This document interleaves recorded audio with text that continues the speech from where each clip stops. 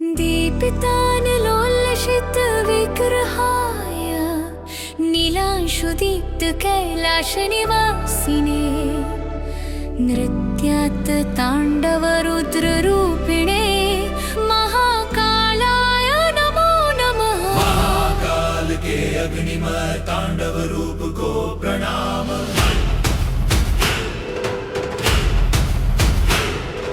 हर हर जपो महाकाल अंतर मन में जले उजियारा। नील कैलास उठे दीप दीप अग्नि छवि दे हल अपार। शिवं शरण गच्छामि हम हे देव राख पिता समान। तूज ही तांडव ज्योति बाबा हमार हर दुख के तान।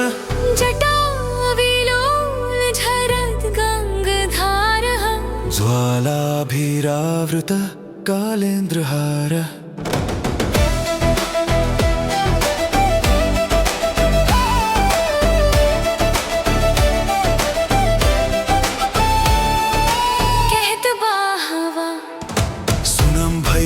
का पथ पर आग बहसता कहले शिवजी डर मत भक्त हम तज पाप धनष्ट करस्ता। कैलास शिखर पर उभा देवा नील प्रभा में चमकत तन।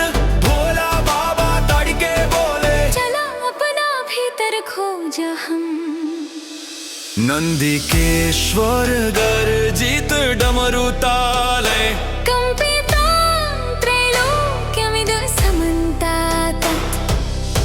उठल धक धक धक अग्नि फूटल तक तक तक। धरा कांपल गगन फटकल महाकाल के तांडव बरसल। बोले शिव भोग न मांग मोक्ष मांग भक्ति में राखो चित्त। कर्म करो सांच अटल रहो कट जाए हर संकट बिट। कैलास गहवर दीप्त प्रभा गंगाधरं शरणं व्रजे।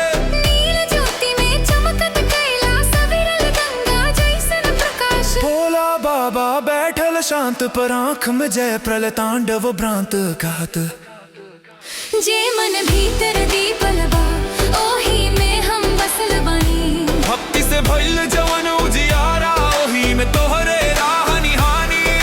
कालांतकं प्रलयाग्निसारं भक्तार्तिनाशन कारणारम्। अग्नि लपट कब छूले है स्तन कब महाकाल छूले है समन। जिगरा हृदय में शिव बस जाई तोड़ के जन्म बन जाई।